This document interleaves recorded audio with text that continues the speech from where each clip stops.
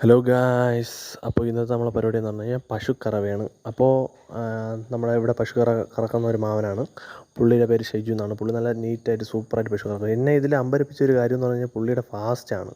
പുള്ളി ഭയങ്കര ഫാസ്റ്റാണ് പശുക്കറവയിൽ, ഒരു രക്ഷയില്ല.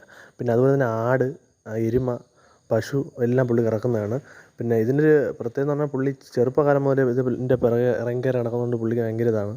പുള്ളിയുടെ അച്ഛൻ മുതലേ ഭയങ്കര കറവക്കാരനായിരുന്നു. അപ്പോൾ പുള്ളി ആ സമയം മുതലേ പുള്ളിക്ക് നല്ല എക്സ്പീരിയൻസ് ഉണ്ട്.